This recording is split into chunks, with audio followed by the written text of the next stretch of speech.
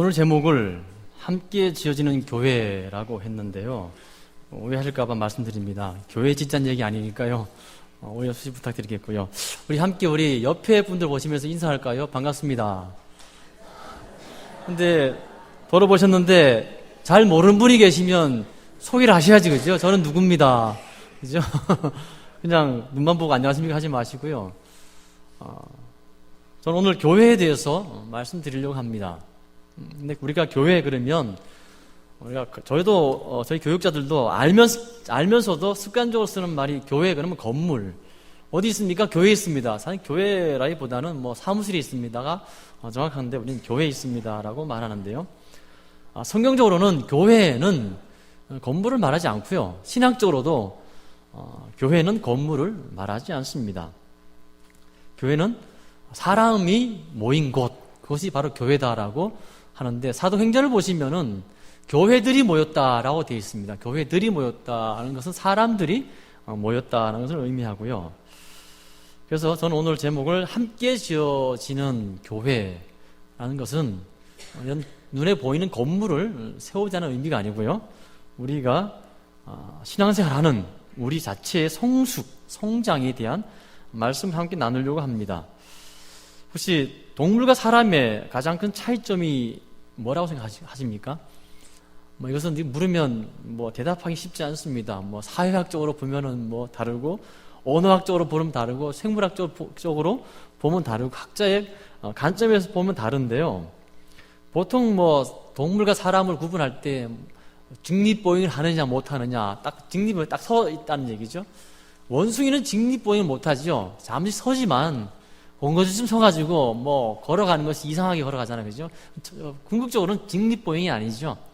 직립이란 것은 사람처럼 반듯하게 서서 계속해서 끊임없이 똑바로 서 있는 것이 편한 자세가 그것이 직립보행이죠. 원숭이는 엉거주춤 서 있는 것이 편하지 않지요. 급하면 네 발로 기어가죠. 원숭이는. 사람은 급할수록 더 뛰어가죠. 그래서 직립보행 한다는 얘기는 두 발로 선다는 얘기고요. 또 어떤 도구를 사용한다는 것이고요. 문화를 가지고 있다는 것, 또는 언어, 또는 그것도 불을 사용하는 것이 있을 수 있는데, 저는 이것 말고 성경에서는 그러면 우리 사람과 동물의 차이를 어떻게 보고 있느냐, 그렇게 차이는 두지 않는데요. 창세기 1장에 하나님께서 창조하실 때 그 한 부분만 보면은 하나님께서 사람은 하나님의 형상으로 창조하셨다라고 되어 있고요. 동물들은 어떤 형상이 아니라 그냥 있으라 라고 하셨죠. 이게 재밌는 겁니다. 사람은 하나님을 모델로 놓고 그 모델을 따라서 만들어가는 것이 사람이고, 동물은 그냥 새는 있어라 라는 새 자체에 가지고 있는 것. 그러면서 사람은 손으로 빚을 씌고 동물들은 말씀으로 명령하셨을 때에 그냥 생겼습니다. 근데 여기서 재밌는 것은요, 오늘날 우리가 하나님의 말씀으로 그냥 순종해서 생긴 동물들과 하나님의 형상으로 하나님을 닮도록 하나님의 손으로 빚어진 사람을 놓고 궁극적으로 가장 큰 차이점이 뭐냐를 보면 알 수 있냐면, 우리가 개를 키우잖아요. 오늘날 개를 많이 키우는데, 개를 저도 되게 좋아하거든요. 제가 한때는 사람보다 개를 더 좋아했던 사람인데요. 개를 아무리 키워도요, 개는 개입니다. 제가 개를 너무너무 사랑해가지고요, 똥개를 방에까지 안고 잤던 사람이거든요, 제가. 그렇게 키워도 개는 개입니다. 개는요, 아무리 키워도 개 이상을 못합니다. 물론, 조금 똑똑한 개는 사람에게 잘 보여서 더 얻어먹기 위해서 몇 가지 재주는 더 익힙니다. 그것은요, 그 개가 사람을 닮은 것이 아니라 사람에게 잘 보여서 더 많은 것을 얻어먹기 위한 방법으로서 익힌 것이죠. 그것이 개입니다. 그래서 개는 누가 키워도 개의 말을 하죠. 개의 말을 하고요, 누가 키워도 개가 할 행동은 다 합니다. 아무리 방에서 키워서 털을 깎이고 목욕을 10번 시켜도 돌아서면 오줌을 싸야 되고요, 다리 들고 오줌 싸야 되고요, 똥을 넣어야 되고요. 그렇습니다. 그것이 개고요. 반대로 사람은요, 누가 키우냐에 따라서 달라지는데, 늑대 소녀들이 가끔 발견됩니다. 세계적으로. 근데 이 늑대 소녀들이 발견되었을 때에 어떤 것도 사람처럼 살고 있었던 아이들은 없었다는 겁니다. 11세, 8세 이때 발견된 애들이 보면은 들개가 키운 아이들은 들개처럼 행동하고 이게 소리를 치고 외쳤고, 늑대가 키운 애들은 똑같이 늑대처럼 살았습니다. 그래서 이 아이들을 정성을 다해 돌봐봤지만 결국은 이 아이들은 몇 마디 말을 배우지 못하고 결국 죽었습니다. 살지 못합니다. 뭐예요? 늑대고 야생개였다는 겁니다. 이게 재밌는 거예요. 사람인데 개가 키우니까 개 행동을 하고 늑대가 키우니까 늑대 행동을 했대요.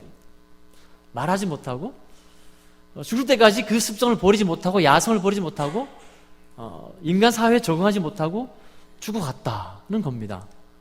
사람이라는 존재는 그냥 태어나면서부터 사람이 아니라는 겁니다.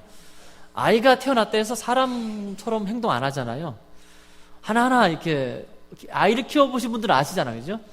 지금 20대 청년이 되었고 10세 청소년이 되었고 이런 아이들이 갓난아이 때부터 끊임없는 보살핌과 훈육 가운데 성장한 것이지 그냥 가만히 방치해서 이런 모습이 되지 않잖아요. 그죠? 그건 잘 아십니다. 그래서 사람은 사회적으로 사회성을 이루어서 살아가는 존재가 사람이고요. 그 사회를 통해서 더 사람다워지는 것이고 더 완벽해지는 것이고 더 성숙해가는 존재가 사람입니다. 성경에 보시면 철이 철을 날카롭게 하는 것 같이 사람이 그의 친구의 얼굴을 빛나게 합니다. 친구가 필요한 것이 사람이죠. 친구의 얼굴을 빛나게 할 수 있는 것이 사람입니다. 철은요 더 단단한 다이아몬드로 단련을 못합니다. 철은 철로 단련해야 됩니다. 다이아몬드는요 다른 것을 못 깎고요 다이아몬드로 깎는 것입니다. 마찬가지로 사람은요 사람을 통해서 성장합니다. 그래서 우리가 사람과의 관계 가운데에서 성장해 가는데 오늘 말씀 22절을 이런 맥락에서 보시면 좋을 것 같습니다. 너희도 성령 안에서 하나님이 거하실 처소가 되기 위하여 그리스도 예수 안에서 함께 지어져 가느니라. 뭐예요? 함께 지어져 간다는 겁니다. 여기서 궁극적으로는 성전, 교회를 가리키는데 에베소서는 일반적으로 교회론 서신이라고 말합니다. 물론 마태복음부터 요한계시록까지는 철저하게요 교회에 보낸 편지책입니다. 처음부터 기록될 게 목적부터가 교회에 보내어지기 위해 기록된 성경이 이 마태복음부터 계시록까지 이 모든 성경이 교회를 향해서 쓰여졌어요. 그래서 항상 마지막 부분에는 항상 교회의 어떤 건덕, 사람 간의 어떤 교제 이런 것들이 대해서 늘 이렇게 교훈하는 것은 그 당시에 교회가 안고 있던 문제들을 있기 때문에 그 문제들이 있는 교회에 보낸 것이 이 각각의 이 성경들이에요. 마태복음은 예수님에 대한 온전한 신앙이 희석해질까봐 온전한 신앙이 무엇이다, 예수님이 누구다를 더욱더 교회 가운데 계속 전하기 위해서 기록된 것이 마태복음이고 마태복음에서 사복음서이고요. 나머지 서신들은 각각의 그 특수한 상황에 따라서 기록되었지만 그것이 성령의 감동으로 기록됨으로써 오늘날까지도 그 말씀은 여전히 진리로서 선포되어지는 것입니다. 자, 이 에베소서는 그렇게 교회에 대한 책이라고 볼 수 있고 교회에 대해서 가장 풍부한 내용들을 담고 있는데요. 그래서 오늘 이 에베소서를 통해서 교회란 무엇이냐라고 하면 교회란 예수 그리스도 안에서 함께 지어져가는 존재. 제가 존재라고 했을 때는 교회를 저는 무생물로 보지 않고요. 저는 생명체로 보거든요. 교회는 무생물이 아닙니다. 생명체입니다. 생명체가 모였잖아요. 교회가 사람이잖아요. 사람과 사람이 모였으면 사람이지 사람이 아닐 수 없잖아요. 그래서 저는 교회를 생명체로 보는데 그래서 이 에베소서에 의하면 교회는 예수 그리스도 안에서 함께 지어져가는 새로운 존재라고 보면 좋을 것 같습니다. 세상에 한 번도 없었던 존재입니다. 예수 그리스도께서 이 땅에 오셔서 십자가에 못 박혀서 피 흘리고 그 은혜 가운데에 교회가 세워지기 전에는 지금의 오늘날 같은 교회는 이런 생명체는 이런 존재는 역사상 단 한 번도 없었던 것이 이 교회입니다. 그래서 교회는 새로운 존재입니다. 그래서 이 교회라는 존재는 왜 새로운 존재라고 말씀드리자면, 우리 군대 갔다 오신 분들 아시죠? 예비군 보고 입으면 다 달라지잖아요. 저희 같은 목사라고 하는 우리 같은 사람들도 예비군 보고 입으면 다르죠? 아무데나 앉고 아무리 행동하죠? 예비군 보고 입으면요, 또 다른 생명체가 된답니다. 의사든 변호사든 대학 교수든 저 같은 목사, 성직자라는 목사든 어떤 누구든지 간에 예비군 복을 입고 예비군으로 모이면 새로운 생명체가 되는데, 예비군이라는 아무데나 침 뱉고 아무데나 오줌 누고 아무데나 들어눕고 하는 그런 또 다른 생명체가 된대요. 근데 이게 뭐냐면 군중심리라는 것인데, 군중은요 새로운 생명체로 작용합니다. 근데 이 군중이 모여서 지속적으로 새롭게 되어지는 군중은 교회 외에는 역사상 없었다는 겁니다. 교회라는 군중의 새로운 이 조직체, 새로운 존재는요 계속해서 모이고 거듭하면서 사회에 끊임없이 영향력을 행사하고, 그 군중이 또 새로운 존재로 늘 성장하는 존재는 이 교회 외에는 역사상 없었다는 거죠. 가끔 국가라는 존재는 있을 수 있지만, 그 국가도 결과적으로는 뭐예요? 다 소멸하고 항상 뭐예요? 하나의 군주, 왕이 잘못 세워짐을 통해서, 또는 몇몇 관료들이 잘못 세워짐을 통해서 국가는 항상 억압 가운데 멸망한 것이 국가들이었는데, 이 교회만큼은 교회가 썩으면, 부패하면 그 안에서 자정장을 통해서 새롭게 종교를 해서 새롭게 교회가 세워지고, 계속해서 새로운 존재로서 새로운 시대에 맞춰서 끊임없이 성장 발전한 것은 이 교회밖에 없다는 겁니다. 그것은 오늘 이 에베소서에 그 비밀이 녹아 있는데요, 원래 원칙적으로는 11절부터 쭉 보셔야 되는데 제가 길어서 19절만 발췌했습니다. 하지만 다 볼 필요 없고요. 13절 보시면 우리는 그리스도 예수 안에서 그의 피로 가까워졌다. 우리 교회는요 예수 그리스도의 피로 가까워져서 모인 존재라는 겁니다. 우리가 인간적으로 친해서 모인 존재가 아니라는 겁니다. 우리가 인간적으로 친해서 모였다면 우리는 얼마 못 가서 서로 싸우고 뒤도 안 들어보고 막 서로 남남처럼 살아가야 될 사람들도 꽤 많습니다. 왜요? 많은 사람들이 서로 맞지 않잖아, 그죠?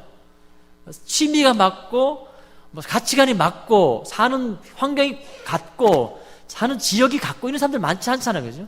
근데 교회는 제가 다니는 교회마다 보면은 정말로 저도 별나지만 저보다 더 별난 사람들 참 많이 보지만, 그분들이 수십 년을 교회에 다닐 수 있었다는 것은 이 교회가 위대한 겁니다. 그런 분들이 다른 조직체, 다른 데 가면 왕따를 당해서 존재할 수 없습니다. 살아남을 수 없는데, 이 교회라는 곳은요 아주 어리숙한 사람도 계속 다녀도 문제없는 곳, 또 저처럼 좀 별난 사람도 늘 다녀도 용납되어지는 곳, 이것이 교회인데, 교회는 왜 그렇습니까? 우리가 각자의 가지고 있는 인격적인 것으로 만난 것이 아니라 예수 그리스도의 피로 가까워진 존재, 그 피 때문에 중간에 막힌 담이 헐어졌어요. 어때요? 유대인과 이방인의 막힌 담 있었어요. 그래서 성전에, 헤롯 성전에 있었습니다. 유대인들이 가는 뜰이 있고 이방인 뜰이 있어. 그 사이에 큰 장벽이 있는데, 그 벽이 허물어진 것을 의미하지만 우리 가운데도 마찬가지잖아요. 취미가 다른 장벽, 지역이 다른 장벽, 성격이 다른 장벽, 어떤 가치관이 다른 것, 말이 통하니 안 통하니, 이런 것들 장벽들이 예수 그리스도의 피로 그걸 다 허물어버리고 가까워진 것이 바로 이 교회다 하는 것입니다. 그러면서 그 장벽이 무너지면서 어떤 일이 생기냐면, 하나님은 그 장벽이 무너져서 서로가 한 세 사람이 된다. 제가 새로운 생명체라는 것은 바로 이 한 세 사람이 되어지기 때문입니다. 예수 그리스도 안에서 하나가 되어진 우리 교회는 그냥 김아무개, 박아무개, 이아무개로 존재하는 것이 아니라 교회로 지금 여기 자리에 있는 것이거든요.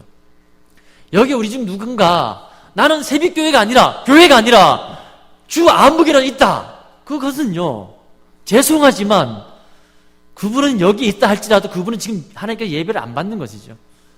하나님 오늘 말씀 보시면 한 성령 안에서, 18절입니다. 한 성령 안에서 아버지께 나아감을 얻게 하려 합니다. 우리가 한 존재, 새로운 존재, 한 사람이 되었습니다. 세 사람이 되었습니다. 예수 그리스도의 피로 가까워지고 장벽이 무너지고 한 세 사람이 되어서 한 성령 안에서 나아갈 때는 하나님께 한 새 사람, 새로운 생명체가 되어서 나아가기 위해서 우리가 이 자리에 모여 있다는 겁니다. 근데 우리가 여기서 만약에 이 자리에 있는 누군가를 향해서 누구 이 왼수 같은 인간 이렇게 생각하고 있다면 어때요? 하나가 안 되었죠. 이 자리에 있는 우리가 말입니다. 형제가 말입니다. 마태복음에 나와 있는 기록된 것처럼 제단 앞에 예물 드리다가 형제에게 사과할 일이 생각나거든. 먼저 유대인 형제입니다. 믿는 형제입니다. 형제에게 먼저 사과하고 와서 그 예물을 드려라. 예배해라. 라고 말씀하십니다. 그래서 형제는 같은 유대인을 말한 것이니까 같은 믿음의 형제입니다. 자, 우리 교인 간에 또 다른 이웃교회 다니지만 또 다른 우리 형제 간에 크게 싸웠습니다. 엄청나게 싸웠습니다. 멱살 잡고 싸웠습니다. 그리고 이 자리에 나와서 주여 할 때는요, 그리고 두 분이 화해하지 않았습니다. 용서하지 않았습니다. 사과하지 않았습니다. 그리고 주여 앉아 있을 때는요, 어떻게 됩니까?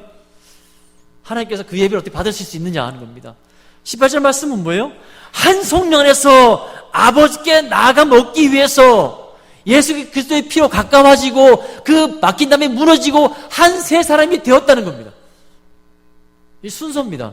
하나님 아버지께 나아가는 방법이 예수 그리스도의 피 가운데 가까워지고 장벽이 무너지고 그리고 한 새 사람이 되어서 그 교회가 되어서 오늘 이 주일날 이 정한 시간에 하나님 아버지 앞에 나와서 예배하는 겁니다. 이것이 교회가 모이는 이유고 하나님 앞에 예배 드릴 수 있는 그 이유입니다. 제가 싸우는 교회를 좀 다녔는데요, 제가 이것을 깨닫고 나서 그 교회 있을 때 참 눈물로 많이 기도했고 정말 눈물을 뚝뚝 흘리면서 찬양 인도했던 제 기억이 있는데요, 서로 싸우면서 딱 반 갈라 앉아가지고는 예배를 드리는 거예요. 1년 동안 예배 드리고 나면 또 싸웁니다. 몇 살 싸우고요. 그런 교회를 제가 두 군데를 다녔는데 그때 막 눈물이 하염없이 이 말씀을 깨닫고 나서 쏟아지는데 그런 교회가 아닙니다. 그런 예배 드린 것이 아닙니다. 그죠? 그래서 우리는 이 교회는 새로운 인격체입니다. 어떻게 해요? 더 선한 일을 위해서 지음받은 새로운 인격체입니다.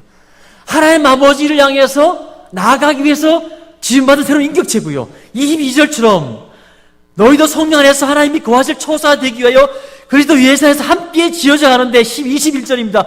그의 안에서 건물마다 서로 연결하여 주 안에서 성전이 되어가기 위해서 새롭게 모인 인격체입니다.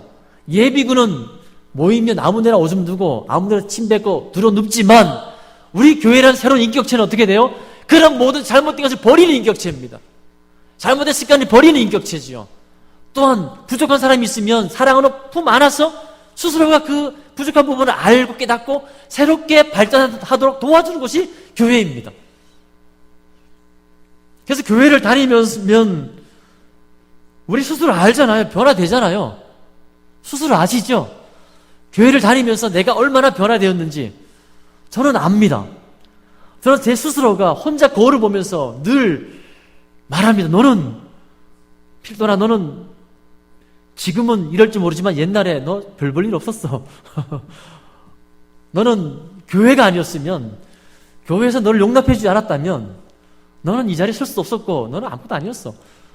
제가 교만할 때마다 제가 저에게 거울을 보면서 하는 얘기입니다. 그렇습니다. 저는 청년 시절 있었고요. 청년의 방황도 했고요. 그런데 그 방황하는 저를 교회에서 어른들은 품어주셨고요. 목사님도 품어주셨고요. 기도해 주셨고요. 그런 제가 은혜 받고 교육자가 되겠다고 사역자 되겠다고 선포했을 때 아무도 비웃지 않고 격려해 주셨고요. 그 격려 가운데 제가 달려온 결과가 오늘에 이루어졌고 앞으로도 달려갈 것인데요. 저는 저를 보면서 교회란 것은 이런 것이구나.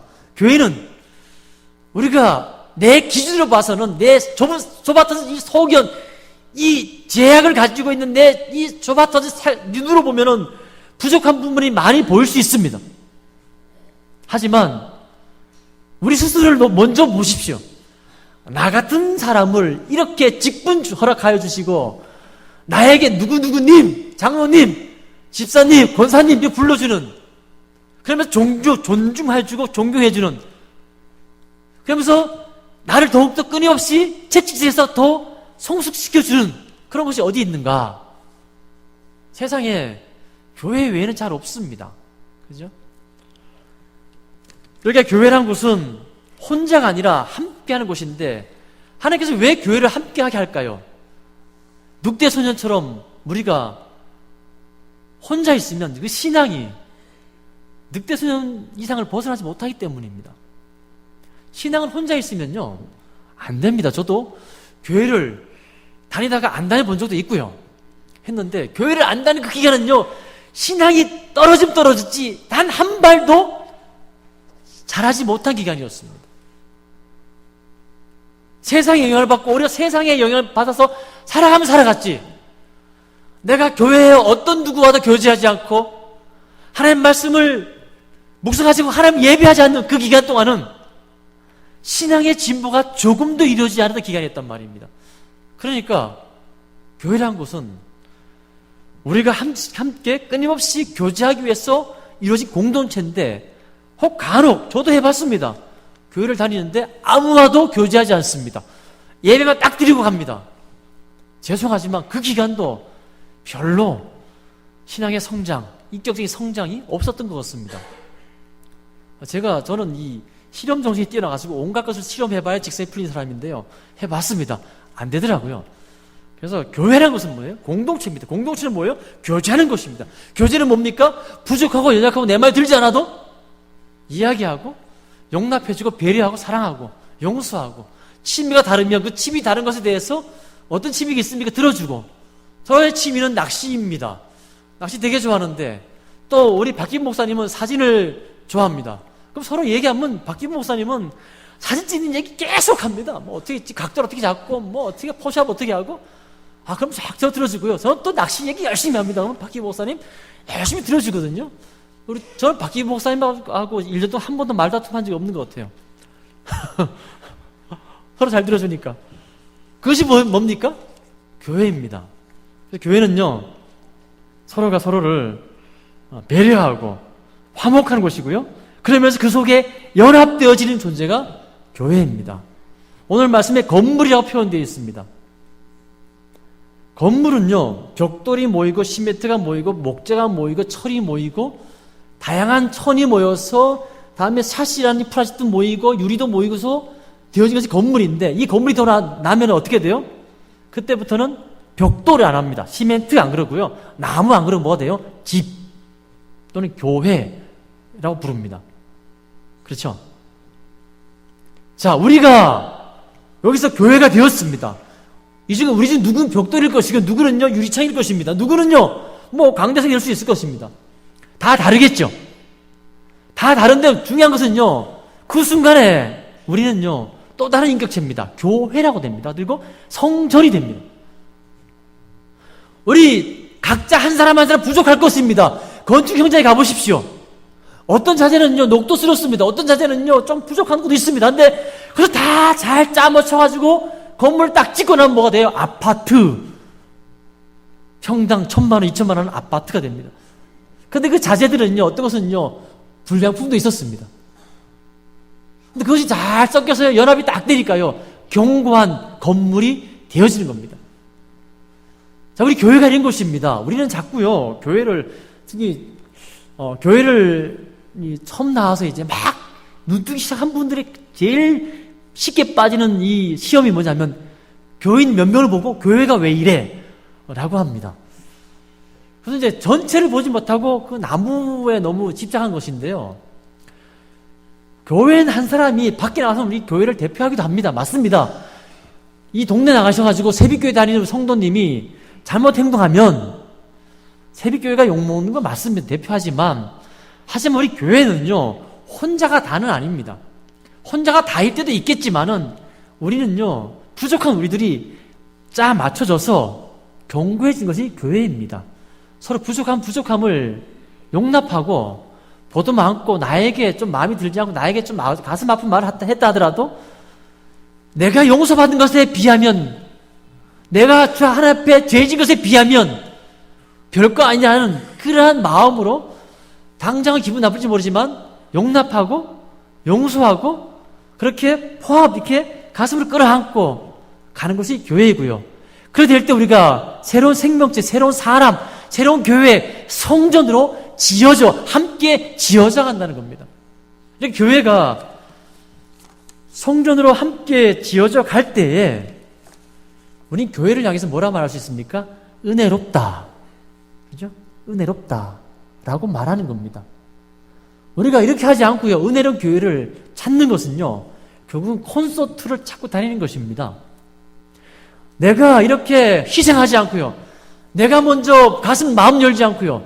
내가 먼저 용서하지 않고요. 내가 먼저 손해보지 않고요. 은혜로운 교회를 찾고 만약에 그런 교회가 있다면 그건 교회가 아닙니다. 아무도 희생하지 않고 아무도 손해보지 않는데 은혜롭다. 교회 아닙니다. 죄송하지만. 그래서 그것은 교회가 아니고 콘서트장입니다. 콘서트장은요, 돈 티켓 얼마 내면요, 은혜롭습니다. 거기 애들은요, 가면요, 더 열심히 춤춥니다. 더 열심히 소리쳐 외치고요, 더 은혜 받았습니다. 눈물 콧물 다 흘립니다. 우리보다 더 열심히. 근데 그들은 그 다음에 안 만나고요. 그 콘서트 현장은요, 항상 똑같습니다. 가끔은 더 나빠지기도 합니다. 근데 우리는요, 그렇게 열광정하지 않아도 늘 만나고요, 늘 별로 은혜 없는 것 같아도 가끔 졸리기도 하고요, 하품도 나기도 하고 지겹지만은 계속해서 모이고 만나고 예배하다 보면 우리가 서로가 더 성장해 있는 것을, 성숙한 것을 보게 됩니다. 뭐예요? 교회는 다른 것입니다. 뭐예요? 헌신, 희생, 양보, 배려가 깔려있기 때문에 저희 서 있는 저희가 설교자가 설교를 못해도 졸린 눈을 비비고 들어주신 것 헌신이죠. 희생이죠. 그런 것을 통해서 더욱더 은혜롭게 성장하는 것입니다.